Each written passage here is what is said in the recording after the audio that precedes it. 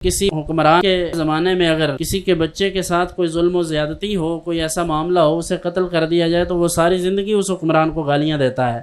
اس کے لیے تو اسے کوئی دلیل نہیں چاہیے ہوتی۔ تو یہاں حضور کا پورا خاندان قربان ہو گیا ہے، تو ابھی تک دلیلیں ڈھونڈ رہے ہیں لوگ کہ یزید کے لیے دلیل کوئی نہیں ہے۔ اس لیے یزید کے لیے دلیلوں کی مزید ضرورت نہیں ہے، اس کے لیے اتنا ہی کافی ہے کہ اللہ رب العزت نے اس معاملے میں اس کی رسی دراز کی ہے، وہ اتنا آگے گیا ہے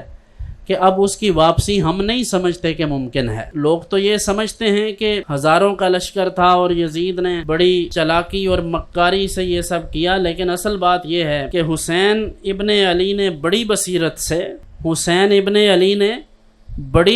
سے یزید گھیر کے مارا ہے کربلا میں تجھے۔ یعنی اصل بات یہ ہے کہ حضرت امام علی مقام نے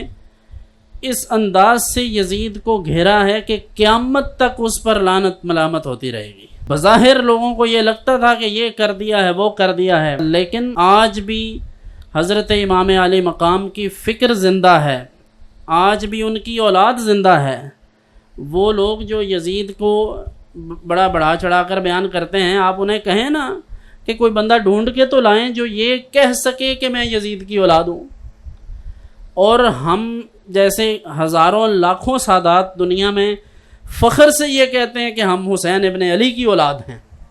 ہم اس پر اللہ کا شکر ادا کرتے ہیں اور ہمیں فخر ہے، اور یہ دنیا میں فخر نہیں ہے، ہمیں یہ اعزاز آخرت میں بھی چاہیے، اور یقیناً یہ حاصل ہوگا۔ اور یہ رسول اکرم صلی اللہ علیہ وسلم نے خود ارشاد فرمایا کہ تمام تعلقات، ہر نسب ختم ہو جائے گا قیامت کے دن سوائے میرے نسب کے، میرا نسب قیامت کے دن بھی باقی رہے گا۔ اس لیے بہت سے صحابہ کرام علیہم الرضوان نے اہل بیت اطہار کے ساتھ اپنی رشتہ داریاں قائم کیں کہ یہ تعلق ہمارا قیامت کو بھی قائم رہے۔ تو آج بدقسمتی سے محراب و منبر کے وارثین کچھ اس طرح کے نااہل اور احمق ہیں کہ جو یزید جیسے شخص کے لیے اپنے دل میں سافٹ کارنر رکھتے ہیں اور یہ کوشش کر رہے ہیں کہ بتایا جائے کہ وہ امیر المومنین تھا معاذ اللہ، جبکہ ہمارے ایک شیخ الحدیث صاحب فرمایا کرتے تھے کہ یزید کے لیے اگر واقع کربلا کا معاملہ نہ بھی ہو تو اس کے لیے واقع حرہ کافی ہے کہ جس میں صحابہ کرام علیہم الرضوان کے خواتین کے ساتھ جو زیادتیاں کی گئیں اور مدینہ منورہ کی حرمت کو پامال کیا گیا، ایک وہ واقعہ ہی کافی ہے یزید کی بدبختی کے لیے کہ جہاں رسول اکرم صلی اللہ علیہ وآلہ وسلم تشریف فرما ہوتے رہے، مسجد نبوی شریف کے جن مقامات پر، جس جگہ کے بارے میں حضور فرمائے ما بین بیتی و منبری روضۃ من ریاض الجنہ، کہ میرے حجرہ مطہرہ سے لے کر میرے منبر کے درمیان یہ جو جگہ ہے یہ جنت کی کیاریوں میں سے ایک کیاری ہے، جسے آج ساری امت کا تعامل ہے اس پر